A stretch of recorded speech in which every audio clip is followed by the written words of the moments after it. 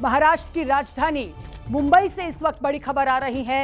MNS कार्यकर्ताओं ने बार में तोड़फोड़ मचाई। पनवेल में नाइट राइडर्स बार में जमकर तोड़फोड़ की घटना हुई है। राज ठाकरे के डांस बार पर दिए गए बयान के बाद ये बवाल पनवेल में देखने मिल रहा है। राज ठाकरे ने कहा था कि रायगढ़ जिले में सबसे ज्यादा डांस बार है।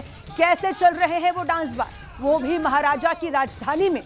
तो देखिए आप किस तरह से तस्वीरों में साफ तौर पर देख सकते हैं कि ये तस्वीरें मुंबई की है, मुंबई के पनवेल की ये तस्वीरें हैं, जहां पर मनसे यानी कि राज ठाकरे का ये पूरा ये कार्यकर्ता है और राज ठाकरे के कार्यकर्ताओं ने किस तरह से यहाँ पर बवाल मचाया, तोड़फोड़ की, इस डांस बार में तोड़फोड़ की है। ये घटना जो है पनवेल के इलाके में हुई, जहां पर नाइट राइडर्स बार में जमकर तोड़फोड़ राज ठाकरे की पार्टी के कार्यकर्ताओं ने की। इससे पहले हमने देखा था राज ठाकरे की पार्टी के कार्यकर्ताओं ने मराठी भाषा को लेकर भी कई बार विवाद खड़ा किया है। और आज फिर से एक बार जिस तरह से राज ठाकरे ने बयान दिया कि महाराजा की जो राजधानी है वहां डांस बार कैसे चल सकते हैं, इसके बाद आप ये तस्वीरें साफ तौर पर देख सकते हैं कि मुंबई में किस तरह से राज ठाकरे के गट के जिस तरह से ये कार्यकर्ता है, ये जो मनसे कार्यकर्ता है, उन्होंने किस तरह से तोड़फोड़ की। और ये तस्वीरें बयां करती हैं कि एक तरह से गुंडागर्दी मनसे के कार्यकर्ताओं की ओर से जारी।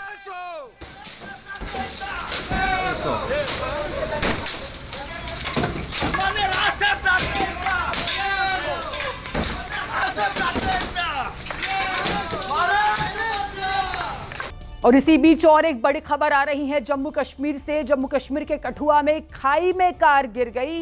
इस हादसे में 2 लोगों की मौत हो गई है, 3 लोग घायल बताए जा रहे हैं। ये जम्मू कश्मीर के कठुआ की घटना है, जहां देर रात लखनपुर बसंतपुर मार्ग पर यह हादसा हुआ। कार में अमरनाथ यात्रा लंगर समिति के सदस्य सवार थे।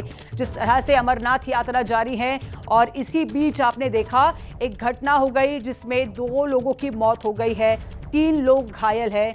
कार खाई में जाकर गिर गई, जिसके बाद जम्मू कश्मीर के कठुआ में ये घटना सामने आई, जिस घटना में 3 लोगों की मौत की खबर और 2 लोगों की मौत की खबर माफ कीजिएगा, और 3 लोग इस समय घायल, उनका इलाज अस्पताल में जारी है।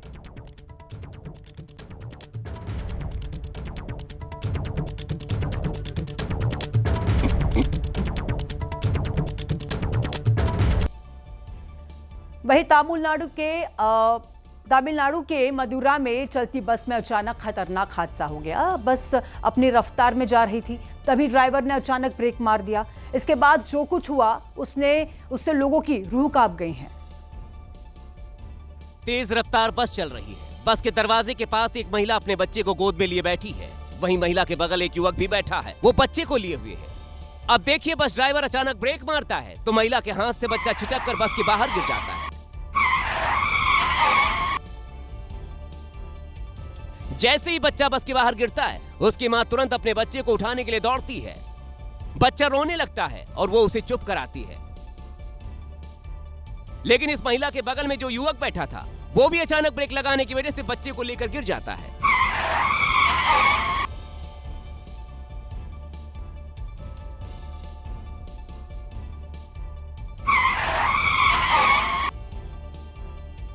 युवक के सिर और नाक पर गंभीर चोट आती है और वो लहूलुहान हो जाता है। हादसे में दोनों बच्चे मामूली रूप से घायल हुए हैं, लेकिन बस ड्राइवरों की लापरवाही से यात्रियों की सुरक्षा को लेकर सवाल भी खड़े हो रहे हैं। वहीं मध्य प्रदेश के इंदौर से हैरान करने वाला मामला सामने आया है। यहां बदमाशों ने बिना हेलमेट पेट्रोल नहीं देने पर कर्मचारियों को पहले धमकाया और माचिस की तिल्ली फेंक कर ब्लास्ट की कोशिश कर दी। पेट्रोल पंप पर लगे सीसीटीवी में दिखाई दिया कि बाइक सवार 3 बदमाशों में से एक ने अचानक माचिस की तिल्ली जला ली और पेट्रोल पंप स्टेशन तक आ गया। बाद में बदमाश ने जली हुई तिल्ली पंप के पास फेंक दी और पेट्रोल पंप कर्मचारी को धमकाकर वहां से फरार हो गए। मामले में शिकायत मिलने के बाद एरोड्रम पुलिस थाने में मोटरसाइकिल सवारों के साथ साथ अन्य लोगों के खिलाफ मुकदमा दर्ज कर लिया गया है। फिलहाल पुलिस बाइक सवारों की तलाश कर रही है। मामला एरोड्रम थाना क्षेत्र के छोटा बांगड़ादा का है। अब अगली खबर उत्तर प्रदेश से, जहां कानपुर में नशे में धुत एक सपेरे ने जमकर उत्पात मचाया। बाद में जब दुकानदारों ने विरोध किया तो मौका देखकर वहां से रफूचक्कर हो गया। हाथ में सांप लिए सपेरा कभी आसपास के मौजूद दुकानदारों को डराता तो कभी दुकानों की ओर घुसने की कोशिश करने लगता। किसी को समझ नहीं आया कि आखिरकार सपेरे को क्या हो गया है। इधर लोग डर के मारे चीखने चिल्लाने लगे। इसी बीच सपेरे ने सांप को पास में ही खड़ी एक लेडी कांस्टेबल पर उछाल दिया, जिससे वो डर कर घबरा कर दौड़ गई। वहीं दूसरा पुलिसकर्मी भी घबरा कर बाइक से उतर गया और भागने लगा। इस दौरान सपेरे ने एक युवक को पकड़ लिया और सांप उसके गले में डाल दिया। इस बीच दुकानदार विरोध में आ गए। मौका देख सपेरा कुछ समय बाद वहां से रफू चक्कर हो गया। कुदरत की मार से पहाड़ी राज्य हिमाचल के वजूद पर संकट है तो मैदानों में भी हालात भयावह हैं। खासकर नदियों के किनारे बसे शहरों के निचले हिस्से जलमग्न हैं। गंगा के पानी का शहरों में घुसने का खतरा बढ़ गया है। खासकर वाराणसी में देखिए गंगा की गर्जना से कैसे सहमी है संगम नगरी और काशी। तो आपको सीधा लिए चलते हैं शिमला, जहां कुमार सिंह क्षेत्र में उस वक्त दिल दहलाने वाला हादसा हो गया जब हाईवे खोलने की कोशिश में जुटी मशीन पहाड़ी से नीचे गिर गई। वहीं हादसे में जेसीबी ड्राइवर की मौत हो गई है। पहाड़ी से गिरी जेसीबी मशीन ढलान पर कुछ इस तरह से लुढ़कती दिखाई दी जैसे वो कोई मशीन नहीं बल्कि कोई छोटी गेंद हो। वहीं हाईवे पर मौजूद लोग दहशत से भर गए। दरअसल लैंडस्लाइड होने से NH5 बंद हो गया था। ऐसे में हाईवे पर जमा मलबे को जेसीबी मशीन से हटाया जा रहा था, लेकिन इसी दौरान जेसीबी मशीन पहाड़ से नीचे गिर गई और जेसीबी चला रहा ड्राइवर भी मशीन के साथ खाई में जा गिरा। ड्राइवर की मलबे में दबने से मौत हो गई। और एक दिन पहले हमने इसी बुलेटिन में पंजाब के होशियारपुर का एक वीडियो आपको दिखाया था जिसमें कुछ बाइक सवार उफनती नदी को पार करने की कोशिश करते हैं। आज वैसा ही और एक हादसा हुआ है, देखिए जरा। लेकिन इस बार बाइक में बैठा शख्स अकेला था, लेकिन तेवर वही थे। ये भी इसी गलतफहमी का शिकार था कि सड़क पर आए सैलाब को ये बाइक से पार कर लेगा, लेकिन जैसे बीच मझधार पहुंचा इस शख्स की बाइक डोलने लगी। इससे पहले कुछ समझ पाता ये सैलाब में धड़ाम से जा गिरा।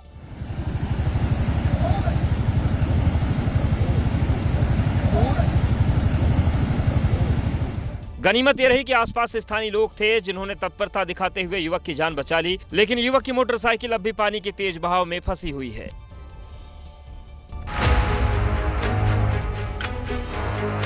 हाथ जोड़ी ये विशालकाय मुद्राएं भी कुदरत के इस खौफनाक मंजर के सामने नतमस्तक हैं। ये तस्वीरें वाराणसी के नमो घाट की हैं, जहां रौद्र रूप में गंगा जी दस्तक दे चुकी हैं। समूचा घाट जलमग्न है। वाराणसी में बढ़े इस जलस्तर की भयावहता को नई और पुरानी तस्वीर से समझिए।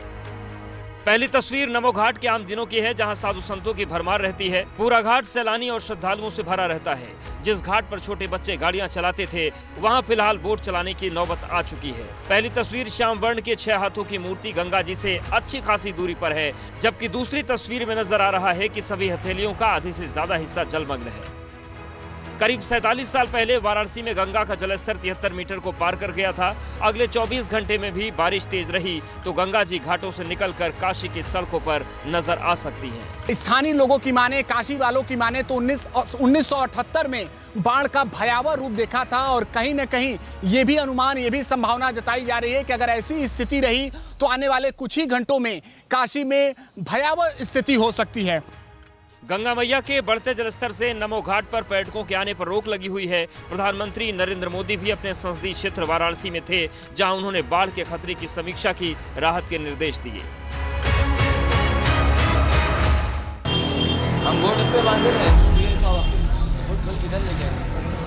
वाराणसी में गंगा जी शहरों में घुसपैठ को तैयार हैं तो प्रयागराज में गंगा जी का पानी सड़कों पर आ चुका है। जिन सड़कों पर गाड़ियां दौड़ती थी वहां बोट चल रही हैं। संगम का पानी घाटों को चीरकर मंदिरों में घुस चुका है। कई मंदिरों का तो आधा हिस्सा डूब चुका है।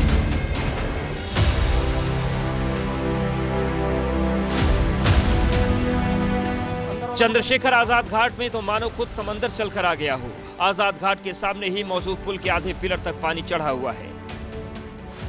निचले इलाकों में पानी की घुसपैठ हो चुकी है। लोग अपने घरों में कैद हो चुके हैं। गली गली में राहत बचाव की बोट रेस्क्यू ऑपरेशन में जुटी हुई है। जिस तरह से 3 से 4 दिनों में गंगा और यमुना के जलस्तर में वृद्धि हुई है, अब लोगों को काफ़ी दिक्कतों का सामना भी करना पड़ रहा है। तस्वीरों में देखिए कि हम अब धीरे धीरे रिहायशी इलाकों में पहुंच रहे हैं और आपको तस्वीरों में साफ साफ देखने को भी मिलेगा कि किस तरह से लोगों के जो मकान हैं वो डूबे हुए हैं। अब लोग अपनी छतों पर रहने के लिए मजबूर हैं। हालांकि कुछ लोगों ने पहले से मकान खाली कर दिया था, जिन्हें बाढ़ राहत केंद्र शिविर में शिफ्ट कर दिया गया है। प्रयागराज में आई इस आपदा को वर्दी वाले इन महोदय ने कैसे अवसर में बदला, वो भी देखिए। गंगा जी का पानी खुद चलकर इनके दरवाजे पर आया, इन्होंने भी गंगा की धारा में गुलाब के फूल प्रवाहित किए, लगे हाथ दूध चढ़ाकर मटमैली पानी को श्वेत रंग में बदलने का गिलहरी प्रयास किया।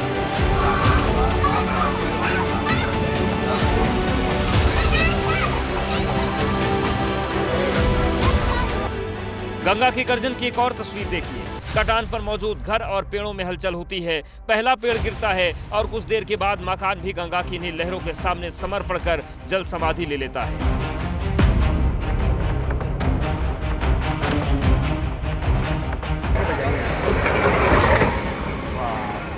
ऐसी एक नहीं बल्कि कई पक्के मकान गंगा जी के गोद में समा रहे हैं। ये तस्वीरें उत्तर प्रदेश के बलिया की हैं, जहां मकानों की गंगा जी के सामने सरेंडर करने से इलाके में खौफ का माहौल है। यूपी के साथ साथ बिहार भी नदियों के उफान से परेशान है। एक गर्भवती महिला को दरिया पार कर इलाज के लिए जाना पड़ रहा है। तस्वीर बिहार के जमुई की है।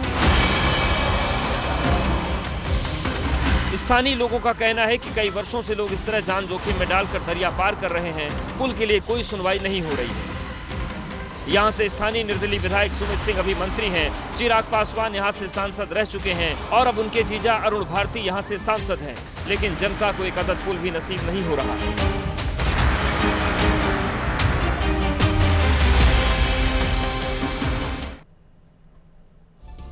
वहीं हिमाचल में लगातार बादल फटने की घटना गंभीर होती जा रही हैं। इस साल बाकी सालों की तुलना में ज्यादा ही बादल फट रहे हैं।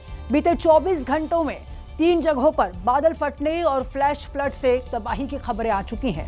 इस साल 150 से ज्यादा लोग इस बार बारिश में फंसकर अपनी जान गंवा चुके हैं। बीते 60 दिनों की बात करें तो यहां बादल फटने की 20 से ज्यादा घटनाएं हो चुकी हैं।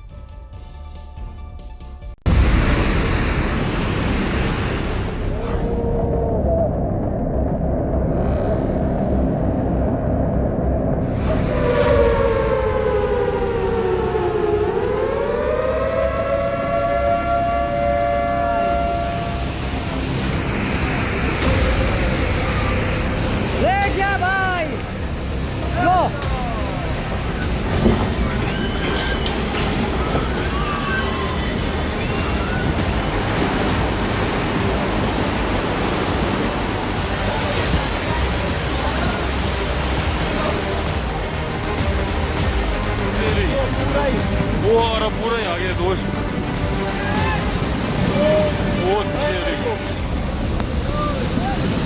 और जाओ, पीछे जाओ।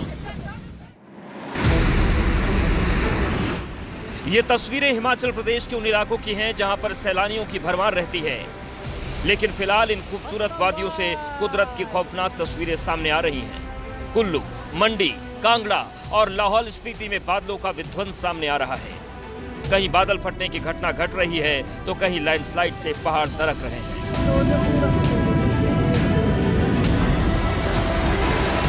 हिमाचल में मौसम की अगस्त क्रांति में सबसे ज्यादा बेहाल कुल्लू जिला हुआ है। भारी भरकम ट्रक की जल समाधि लेते ये तस्वीरें कैमरे में कैद हुई। जो शख्स इस पूरी घटना को कैमरे में कैद कर रहा है उसका ऑडियो भी साफ सुनाई नहीं दे रहा, क्योंकि पानी का बहाव इतना तेज है कि पूरी घाटी में नदी की खौफनाक गूंज सुनाई दे रही है।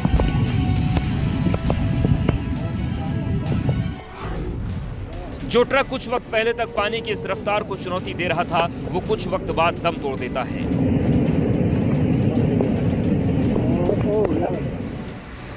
ट्रक के साथ और वाहन डूबने लगते हैं और पानी का स्तर इतना ज्यादा था कि दोनों बड़े वाहन पानी के आगोश में समा जाते हैं और फिर नजर नहीं आते। जहां शुक्रवार को पार्वती घाटी में बादल फटा, जिसकी जद में यहां मौजूद कोफर डैम भी आ गया। इसी कोफर डैम पर स्थित मलाना पावर प्रोजेक्ट को भारी नुकसान हुआ।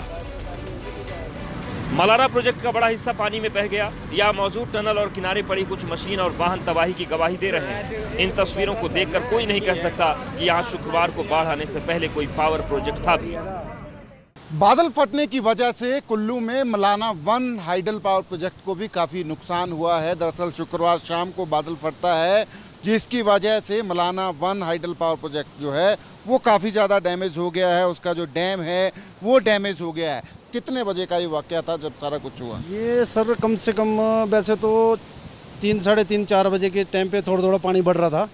84-30 नंबर गाड़ी थी, वो बह गई इसमें, और 2-3 गाड़ियाँ और भी थी, हाइड्रा भी था और एक टिप्पर भी था सामने। वो सारी गाड़ियाँ हमारे सामने बह गई यहाँ से। तो फिर हम तो वहाँ पे जैसे पानी हमारी गाड़ी के पास पहुँचने वाला था तो हमारे को तो आगे पीछे थे, फिर हमने भाग के अपनी जान बचाई और गाड़ी चली गई हमारी।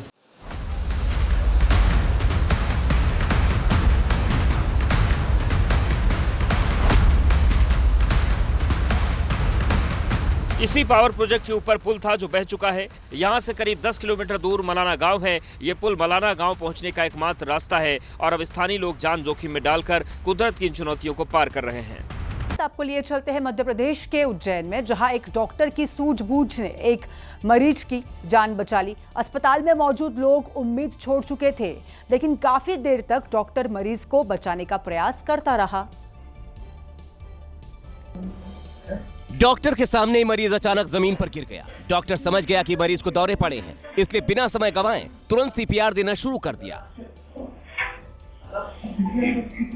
सीपीआर के बावजूद मरीज ने हलचल नहीं दिखाई। फिर मरीज को इमरजेंसी में ले जाने की तैयारियां शुरू हुई। इधर एक डॉक्टर मरीज को लगातार सीपीआर दे रहा था तो दूसरी ओर कर्मचारी तेजी से स्ट्रेचर लेकर आए। डॉक्टर तुरंत मरीज को लेकर इमरजेंसी वार्ड में भागा और वहां भी सीपीआर देना जारी रखा। दूसरी ओर मेडिकल स्टाफ ने चेस्ट कंप्रेसर की व्यवस्था की और फिर डॉक्टर उसके जरिए जान बचाने में जुट गया। डॉक्टर लगातार करीब 1 मिनट तक ऐसे ही सीपीआर देता रहा और आखिरकार मरीज की जान बच गई। सीने में दर्द की शिकायत के बाद ये मरीज अस्पताल पहुंचा था, जहां पर उसे हार्ट अटैक आ गया था। राजस्थान के सिरोही में आबकारी विभाग की टीम ने अवैध शराब तस्करों पर फिल्मी स्टाइल पर कार्रवाई की है। सोशल मीडिया पर चर्चा का विषय बन गई है ये कार्रवाई, देखिए जरा।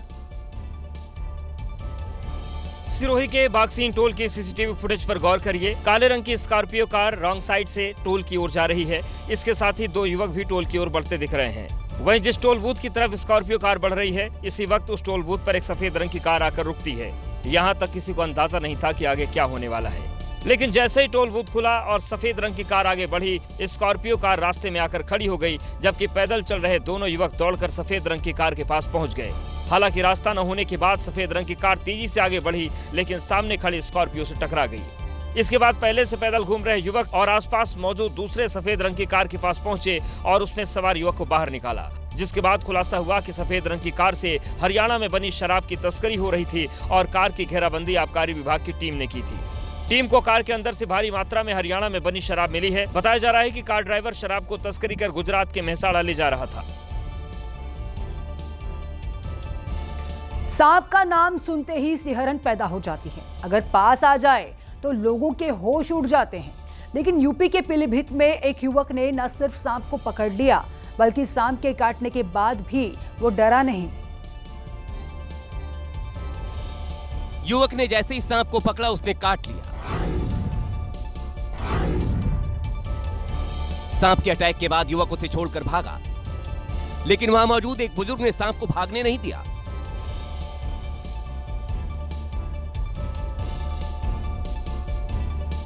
लेकिन दिलेरी देखिए, सांप के जहर को फैलने से रोकने के इंतजाम के बाद युवक फिर सांप को पकड़ने पहुंच गया। इस बार सावधानी से सांप को गर्दन से दबोच लिया।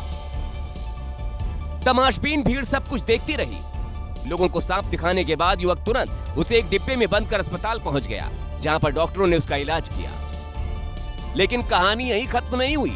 वीरपाल नाम का यह युवक अस्पताल से छूटने के बाद सांप लेकर जंगल में पहुंच गया और फिर बंद डिब्बे से निकालकर उसे जंगल में छोड़ दिया। बताया जा रहा कि 60 साल के एक बुजुर्ग को इस सांप ने डस लिया था, जिससे उसकी मौत हो गई। उसके बाद रेस्क्यू करने पहुंचे वीरपाल को भी सांप ने काट लिया था, लेकिन तुरंत इलाज मिलने से ये बच गया।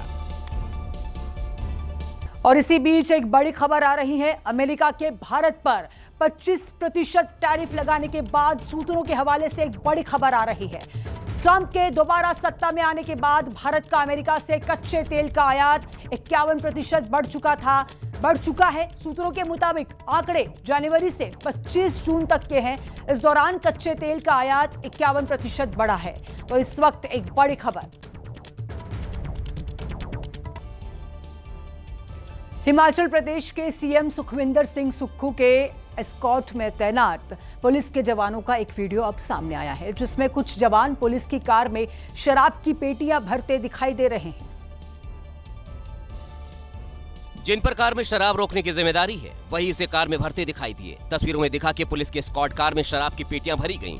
वर्दी में जवानों ने बाकायदा अपनी निगरानी में शराब की पेटियां रखवाई, तो वहीं कुछ जवान शराब की दुकान के अंदर दिखे।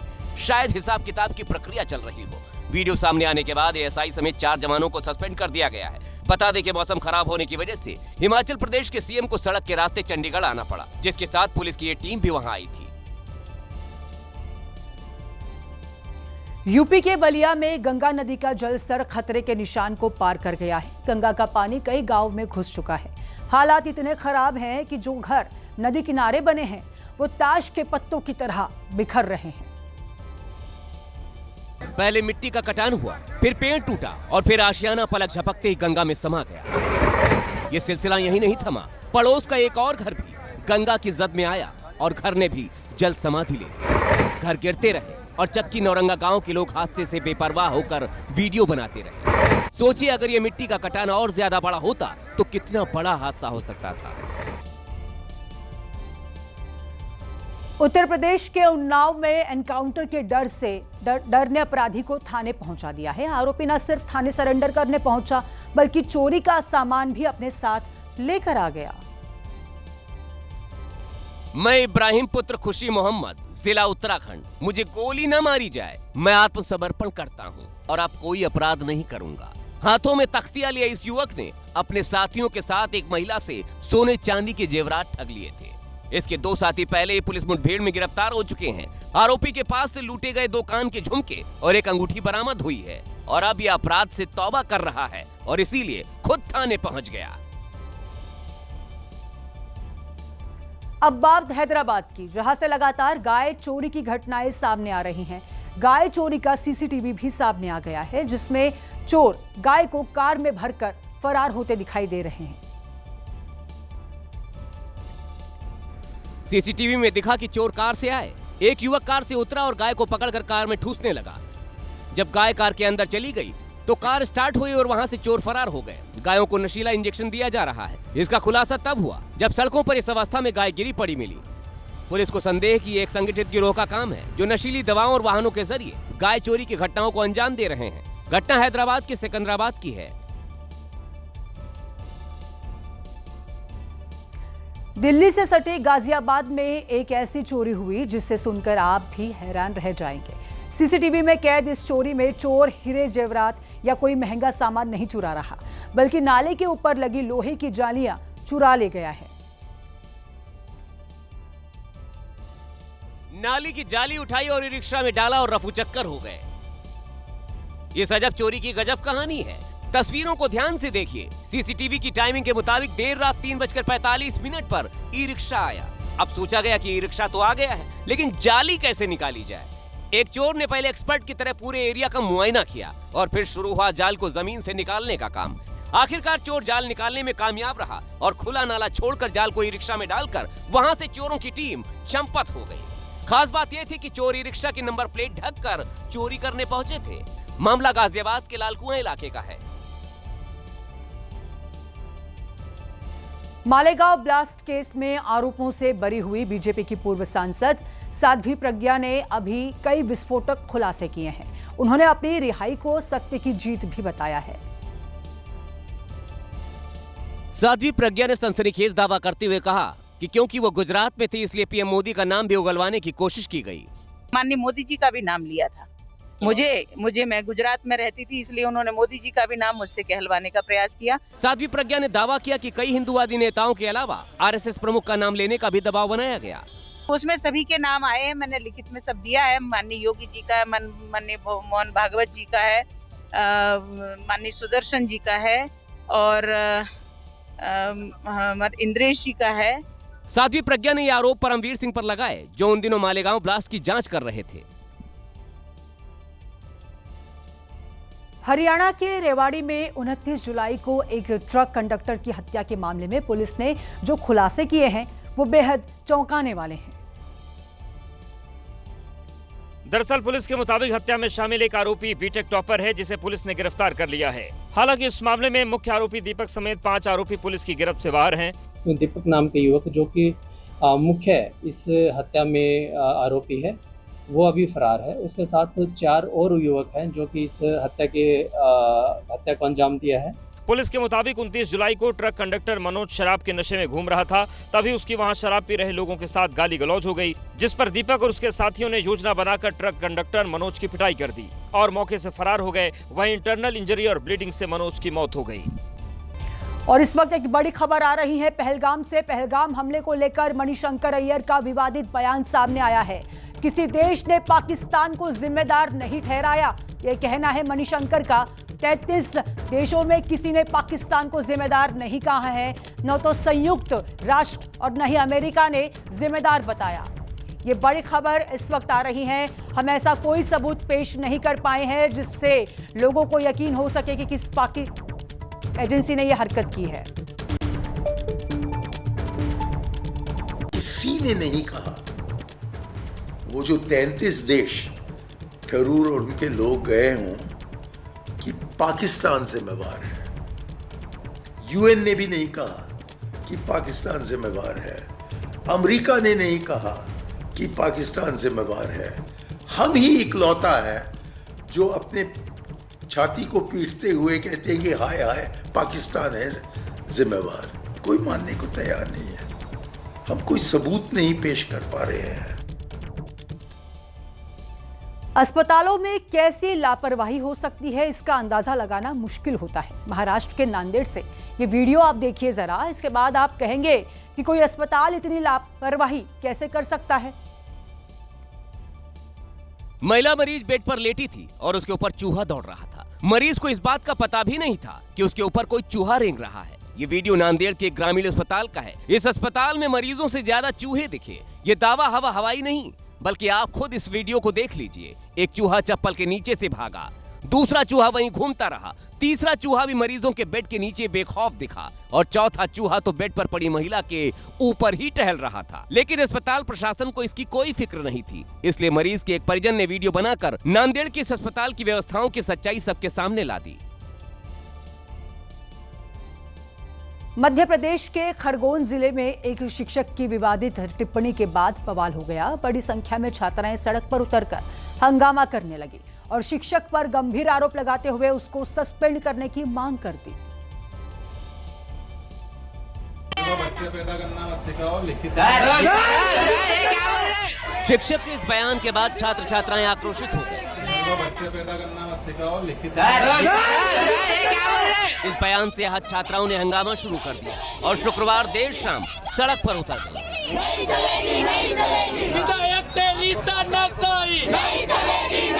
हंगामा करने वाली ये छात्राएं बोरावा बीएड कॉलेज की हैं। पिछले दिनों परीक्षा में 70 छात्राएं शामिल हुई थी, लेकिन उनमें से 65 लड़कियां फेल हो गई, जिसको लेकर वे प्रिंसिपल साहब से मुलाकात करने गए थे। इसी बीच में प्रिंसिपल साहब द्वारा कुछ अशिष्ट भाषा बोली गई है।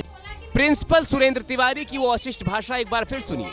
बच्चे पैदा करना मत सिखाओ, लिखित इस टिप्पणी के खिलाफ प्रदर्शन कर रहे छात्र छात्राओं ने चिताया कि अगर प्रिंसिपल सुरेंद्र तिवारी के खिलाफ निलंबन की कार्रवाई के साथ साथ दोबारा बीएड की कॉपी की जांच नहीं हुई तो वो बड़ा आंदोलन करेंगे।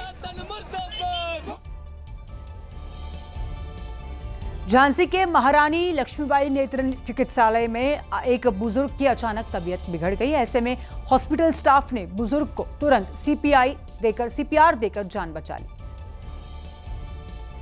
ये बुजुर्ग व्यक्ति हॉस्पिटल की गैलरी में पड़ी बेंच पर बैठा था और डॉक्टर के केबिन में जाने के लिए इंतजार कर रहा था। तभी उसकी हालत बिगड़ने लगी। ऐसे में तुरंत हॉस्पिटल स्टाफ के 2 लोग बुजुर्ग के पास पहुंचे और एक युवक ने तुरंत बुजुर्ग को सीपीआर देना शुरू किया, जिससे बुजुर्ग की जान बच गई और फिर बुजुर्ग व्यक्ति को इलाज के लिए मेडिकल कॉलेज भेज दिया गया। बुजुर्ग व्यक्ति को सीपीआर देने वाले युवक का नाम प्रतीक है, जो कि हॉस्पिटल के मैनेजर के पद पर कार्यरत है। राजस्थान की राजधानी जयपुर से एक डराने वाली तस्वीर सामने आई है, जब राजस्थान विश्वविद्यालय की कैंटीन का पंखा गिर गया। जिस वक्त पंखा गिरा उस वक्त पंखे के नीचे एक युवक भी बैठा हुआ था।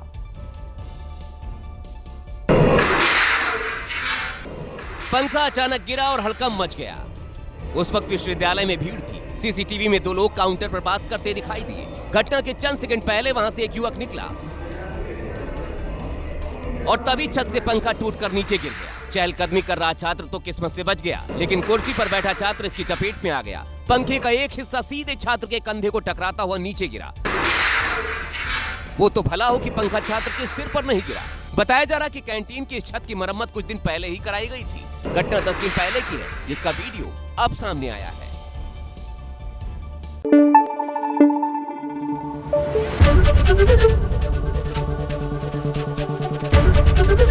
एबीपी न्यूज आपको रखे आगे।